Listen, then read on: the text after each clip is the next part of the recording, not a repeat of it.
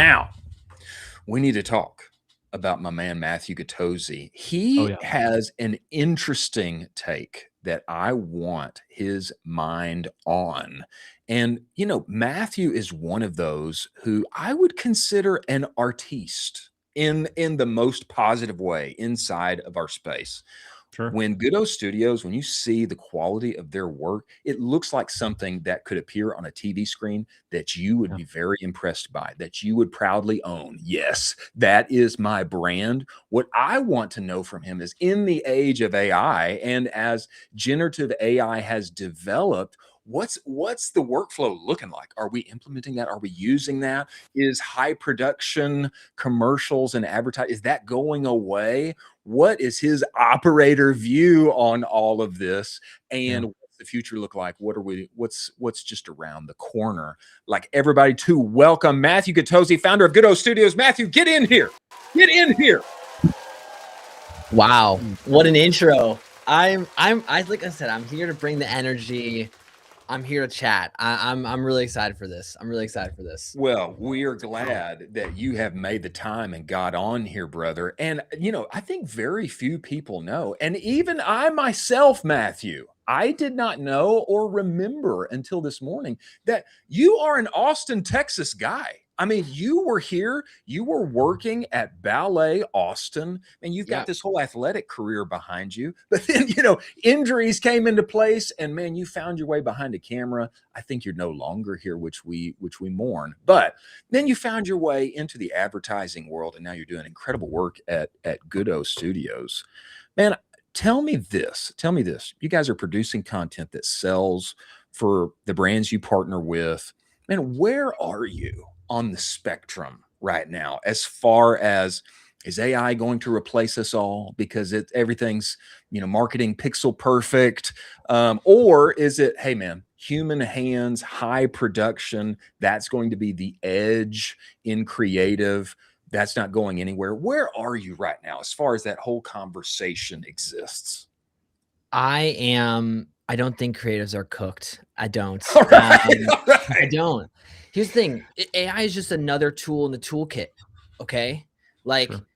cool. Some people now can make content easier. That's awesome. That's great for them.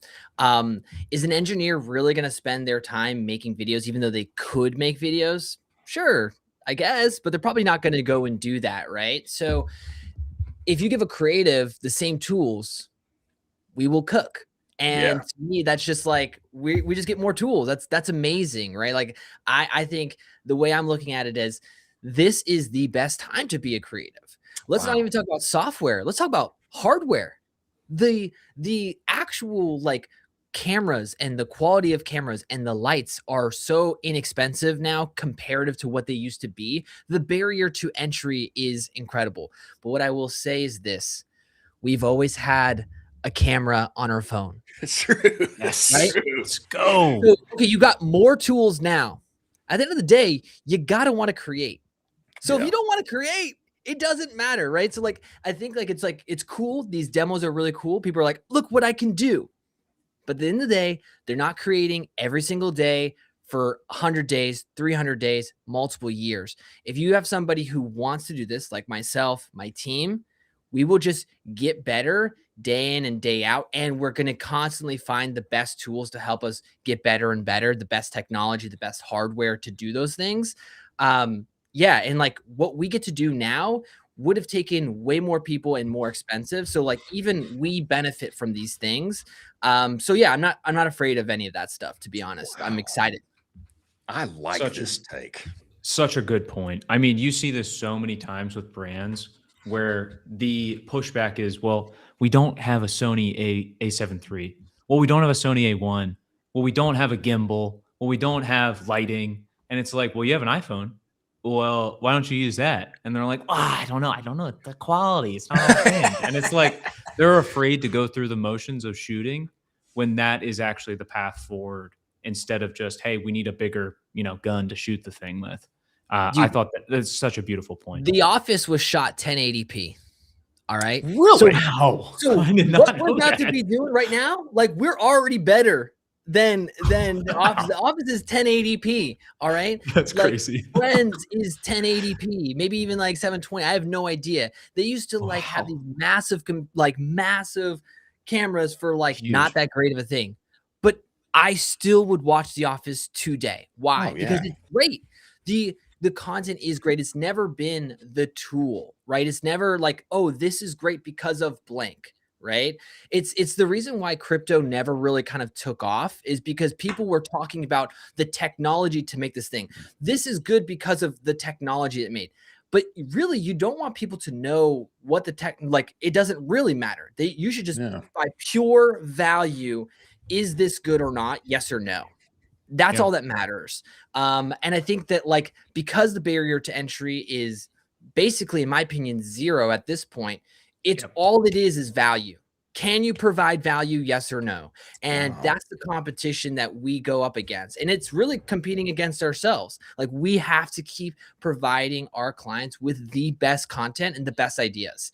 We lose because of ourselves, our own biases, our getting in their own way. If we're too slow, whatever, like, that's my competition, is ourselves. And that's all I'm focused on, is making the best stuff from Goodo. That's it. You know, I think this is a great point about creators. Creators aren't cooked. They've just got more, they've got more weapons to wield, so to speak. Yes. They've got more tools in their tool belt. And I think that's a great point. And as you have stepped into this and, you know, you guys are creating compelling content for your brands, man, what has been exciting for you to be involved in? What have you implemented into your workflows? And, you know, in terms of AI, I know you guys made the launch video for WideFrame, and I think that you guys have been using that. I'm pumped about that one, to be honest. Our good friend Daniel Pearson just got me on, and I'm incredibly excited about that. What tools have you used that have helped your workflow, help get the ideas in your head onto paper and onto screen? What's that look like for you? First and foremost, I think anybody wants to like be hitting up what tool to use. I don't care about tools. I first care about workflow, right? So literally pen and paper, what is your workflow? What do you need to do to go from idea to finished product, whatever that is, right? What's the workflow? And then what tools can be put into each of those steps to either compress the time it takes to do those things or expand, or meaning giving you more time to go deeper on that step to make the best product possible, whatever that is, right? So I first think about workflow. Most people aren't, right? They're like, I want to automate this thing. What do you automate if you don't even know what step 1, 2, 3, 4, 5, 6, 7, 8, 9, 10 is, right? Like, I don't care about your N8N automation. You're like automating something to what? Automate it, like, because you feel good about it, right? So know your workflow first, then pick the tools to do that. Okay. So when I get pitched a lot of tools, the problem is that they're like, hey, we're building the AI editor. And I'm like, you are not going to be Adobe Premiere Pro, right? Like, you're like, you would need to raise a ton of money to be able to get the same capabilities to do that. That doesn't make sense to me. Why would I have my editors go and jump into this one tool to do this one thing? Like, I don't need that, right? So I think like a lot of tools end up being for people that don't know how to edit. And like, that might be good for people that don't know how to edit. But for my team with a terabyte of footage, that's not really great. Like, we don't really need that. That's actually like worse. It's way harder to do that. So that's just the thought process, right? Like, you got to first know. And I think leaders, the most important job as a leader of an organization right now is building that discernment for your organization. How do you build discernment on which tools come into your organization so that they're implemented correctly? Now, that being said, we are using WideFrame. Disclosure, not paid by them. I pay them full price. They did to make the video. I charge them full price. I pay them full price. Just disclosure. I'm not supported by any SaaS company. That being said, what I really like about WideFrame and why we've started to use it was because we had our workflow documented. They flew out, they worked with our editors, and they were like, cool, Then they helped build an agent to do that workflow early on. So instead of having to cut through a ton of raw footage, that is done and analyzed by this agent. So then my editors can go and everything is placed into a Premiere project. They can just click in, everything is documented. And now my editors can just grab, go, place, and focus on the craft, right? There's so much that has to happen between, file management, scrubbing through footage. It's the worst part of editing. I've been an editor at heart. I've done this before. I've done every role. So I know how hard editing is. And so to have something that can actually get you to a pretty working first draft is awesome, because then you can focus on the details, the storytelling, the pacing, the things that really actually truly matter. You can actually get there. So yeah, we love WideFrame. We love the team there. They've put a lot of effort to us as a team to really build out the product. And I think it's going to be a huge thing. And what I love is that they're not trying to replace us. They're trying to enhance us. They're trying to give us more time to do great work. And I think for us to succeed in this advertising world, when people talk about creative diversity, sometimes to get diverse ideas, you need to actually have space to change how you are going and creating. And you can't do that if you're just like on a hamster wheel of doing the same thing over and over and over again. You need space. You need space to think. You need space to dream. You need space to be creative. And AI can give us that space to be creative. And that's what I'm most excited about. And that's what I'm focused on from a studio work component, like that I'm trying to build. I'm trying to build space for my team members to be the most creative that they can be, the most deep work, the most focus, so they can just absolutely cook and do the things that they will do the best and have the best work. Well, I like this craft forward perspective, because it's in at the end of the day, it's enabling craft and not replacing craft. Yeah. And I think that is a very interesting point. And I will say, again, not sponsored, etc., but I will say that those same things that you mentioned about WideFrame are exciting for me, having been deep inside of the editing as well. Colin, you have any thoughts? You have any thoughts on that? Yeah, I mean, a quick question for you is like, so you are, I would say your lens at how you look through creative is absolutely fantastic. When I was peak photographer, I would say my lens was great. Now it's pretty fogged up. I'm not as great anymore. You're in the peak of it, and you can see things beautifully. Do you have any brands that are not, in studio right now that you're seeing kind of from afar and you're saying whatever they're doing with creative is they're hitting home run after home run after home run? Do you have any of those brands that you kind of look at and you're saying those are the creative darlings right now? Brands should take note of them and try to, do as best as they can to try to copy them. Yeah. So here's what I would say. And I loved the people you had on before. They're going hard on the social selling. I think that there's something to be said about that. So like Goodo Studios, yes, we do produce some of the nicer stuff, but we also are doing creator content, right? So we're not against doing creator work. I think a lot of times, people do see the nicer stuff. That's why a lot of people do come to us, of course. I'm tool agnostic. I want to make money. I want to sell. Right. That's what I care about. And I'm telling you this, I can sell anything. I believe that. I'll sell, like I sell canes, sewing machines. All right. I could sell whatever you want. I'm going to sell it. Okay. And I will do whatever it takes to do that with whatever camera. Is it a nice Sony FX6 with great lighting? Sure, I will do that. Is it an iPhone? I will do that. I don't care what the camera is, I'm selling, right?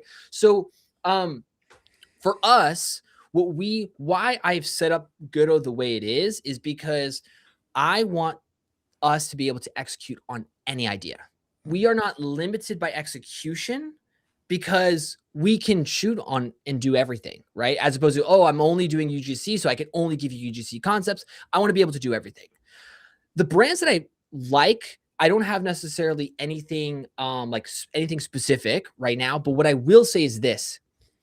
You want to be thinking about full funnel, top of funnel, middle funnel, bottom funnel.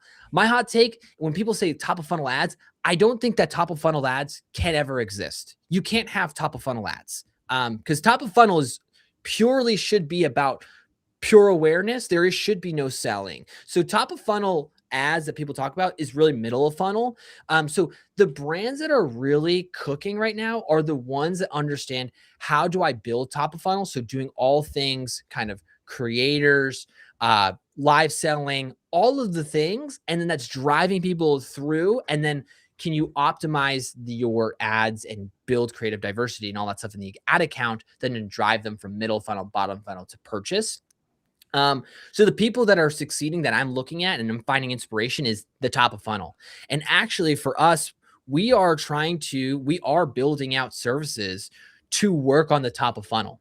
Because what happens is that we get into these ad accounts and we can execute well, but only as good as they are driving top of funnel, right? So at a certain point, we're kind of like, we can't really execute for you guys if you don't really have top of funnel. So the ads might be good, but we need more awareness like that. You got an awareness problem, and we need to be able to go and extend ourselves further. So we're building this stuff out because look, that's the future. That's where people are, right? And then the goal is continue to sell, continue to do all the things that we're doing, but we're just trying to expand our aperture of what we can help accomplish. We don't do media buying. We're not going to do email. We're not going to do any of those things, but we need to be speaking the language of how other people are consuming media. We got to be able to adapt to that. And that's really what's like top of mind. Less so about AI, more so about how people are consuming media. That's more important. That's actually probably more of a threat to our business than the AI thing, to be honest. Yeah, that's an interesting thought. That's an interesting thought, specifically around top of funnel and how people are consuming media in general. It's not just that we're competing against other ads. We're competing against all kinds of things. We're competing against all kinds of content, whether it's trying to sell something or not. And there's only ever more of it every day. And tell me this, give me your perspective. 'Cause I've seen you have some back and forth online, Matthew, with, friend of the show, Taylor Holiday, and others. Give me your perspective on quality maxing versus volume maxing when it comes to ads. I will tell you, obviously, well, maybe not obviously, but I have made bangers. I have made bangers that become the leading ads in the account and stay that way literally for sometimes years, longer than a year.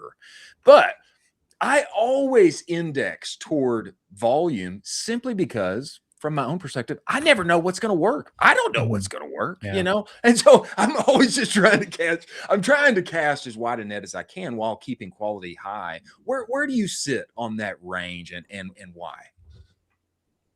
When people use the word quality, I think they think about like niceness.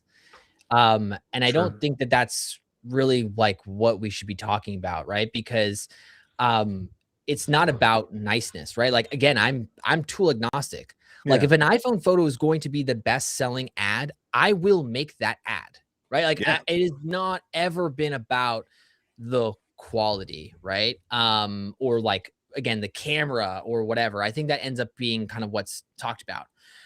What I think about is you've got a content engine, right? Let's say you're a brand, you're in-house. One easy kind of function to do, right, or to create is the like UGC creator content. Maybe the graphics are going, right? So you can spin that up. You get going, you're scaling, and you're like, okay, we need to continue to scale. We need more ideas. The problem that tends to happen is that you have a certain setup that creates a certain type of content. And majority of the time, to get diverse content, because what we really want is diverse ideas, diverse ways of communicating, right? You and I could be the same perfect customer, but how we look at media is very different. So how you need to communicate to me should be different than how I communicate to you. So I need two different ads to speak to the same person that would be the best buyer, right? So we need more of those things. The problem is that majority of the time, the content engine is set up in a certain way where more of the same thing is the only way to get more.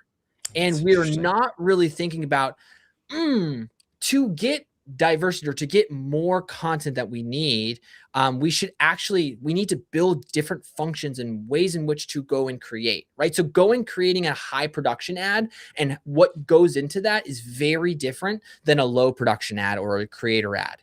You need both. You need all of it, right? And so I think that like a lot of times what holds people back is how the function of how content is created and the incentives to do that.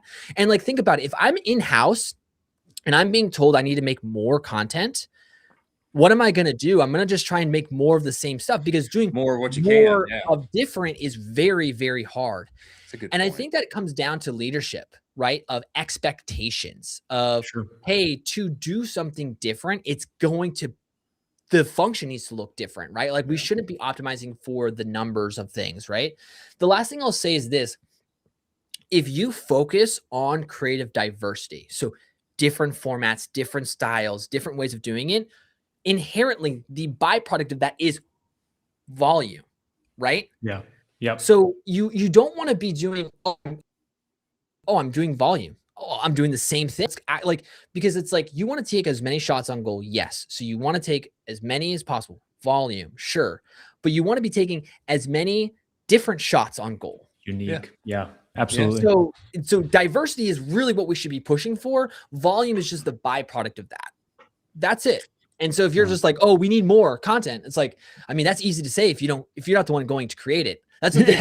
All these people are like, oh, we need more content. Oh, volume is the key. I'm like, you guys aren't the ones creating it. Your team is the one that's creating it. What pressure are you putting on them as leaders to go and create? And then you're like, oh, this is not working. It's like, well, you told them to do more, not doing different. And different sometimes means it takes more time to do those things. And that's the courage is about being creative, is you've got to be willing to break systems and break things that are, the way it's happening. And I think it's the hardest part about the creative itself, is actually giving people time to be creative and to kind of break out of the mold of what people are doing. Yeah. I mean, I think you hit the nail on the head. More, but different. Like, you can't just have the same ad in 16 different shades of blue and call it more volume. And it's like, well, we made more. Well, it's like, well, you just did different shades of blue. Well, it's 16 new creatives. And they're like, well, I don't think that really is what we meant to do. Yes. Is there any, Chris, you go ahead. No, go ahead. You go. I was just going to say, the mom and pop or the small brand that's listening to this, if you would say there's at least one creative angle or one creative video that every brand should test. I know a big one is, I always loved was founder backstory or something like that. If there's anything that, a brand could do, shoot it on their iPhone and you're like, hey, every brand should be testing this creative angle at least once. What would you say that is? Yeah. So first of all, whenever we're talking about scale and volume, most people don't need as many ads as they think that they do. So I think also it distracts people, because people are like, oh, they get overwhelmed. I need to do so many. It's like, my brother, you're spending 10K a month. You actually don't need 100 ads. So much. Don't listen to some of these big people who got 9 figures. It's like your levels to the game, and that's okay. But levels to the game, right? So that's where it's like, don't focus on volume. Focus on, I want 3 very different ideas and angles. Cool. I think that like the best thing you can do, right, is I always think about how content is just a one-on-one sales conversation at scale. So I think about the farmer's market. If I'm a farmer, I'm at a farmer's market, right? I see an older person. I'm probably going to talk to them a little bit different than the 20-year-old person who's coming to, do that, right? So knowing your audience, but just thinking about, what would I say? What would I say to that person, right? And I think nowadays the best way you can do is just founder content, but it doesn't even need to be like the founder story. But like, if you're like, I need to make ads, like just start with yourself. Just put the camera on and just have that conversation. What would you do if I asked you, hey, Colin, what are you selling? You'd probably give me a pitch. Whatever that ends up being, make that. And guess what? Every time you have a new visitor coming to your farmer stand, you would get better and better and better at that pitch. And I think that like so often with ads and content, we're almost disconnected from the human part of it, right? But like, just think about the one-on-one conversation. What would I need to do to convince you? So I always love when I've got friends over or we're doing a dinner and people are asking me about work. All I'm doing is I'm trying to practice my one-on-one selling. I'm trying to sell them on the latest. Time to sell, baby. I'm selling. Like I said, I've got to be the best seller, right? And I'm always, and what I love about it is that I can see their reaction. I can see when their eyes kind of glaze over or not. Yeah. And then I'm like, "Ooh, I got them. That worked for them." Right. Yeah. And so I think like people just need to refine their pitch. There's a beauty of the pitch, and whatever that would be, you can do. It doesn't have to be this crazy founder story. You don't have to be the story, right? But like, just think about what would you pitch one-on-one, pop open your camera and do that. And then over time, you get better and better at it. And if you're like, I'm not sure, do it in person. Literally learn how to sell in person. You will. That's a good point. Yeah. Then what? You just take that same practice, that same feedback, make ads from it. And just do that a lot of times. And that's like where you should start. And that can get you to like a very good amount. That's a good business. That's millions of dollars of business right there. Just learning how to pitch one-on-one. That's all you got to do. And I like this point because this is actually from the Harmon brothers, who have made, several of the iconic ads that we could reference. One of the things that they mention at the beginning is that if you don't know or you haven't gone and sold your widget in person, then you probably don't know how to sell it that effectively. And so literally go to the mall, go to the park, and start selling it in person to somebody, record the thing, and you're going to learn a lot just by figuring out how to talk about it, how to show it, how to point out whatever benefits and features. I think this is a really good point. And then get on that camera and yap, baby. Sell, baby, sell. Sell, baby, sell. You can always work on the edit later. You can always do that later. Yeah. That's right. Wow. Right? You just cut out all the bad stuff. Wow. Yeah. I love that. Well, I will say now, not only is Matthew Gattozzi a true artiste behind the camera, that man's a salesman. He's getting on there and selling, baby. He's tool agnostic. We're just looking to bring those dollars in. Dude, all I care about is making my clients a lot of money. That's it. Right? When people talk about like agency fees and all this stuff, I'm like, yo, it's very simple. It's a price to value ratio. My value to them should be way higher than my price. And if we don't do it, you should leave, right? And that's on me. But I will do everything in my ability to make sure that we give you a ton of value compared to that price. And that's all I care about, is that ratio and making sure it's there every single day for our clients. That's all I care about. Well, we love that, man. It fires me up. And we very much appreciate you making the time and coming on here, my friend. And we look forward to having you back, brother. I need to be back, but I love it. Thank you guys so much. Thanks, man. Wow, that's so good. Matthew Gattozzi, man.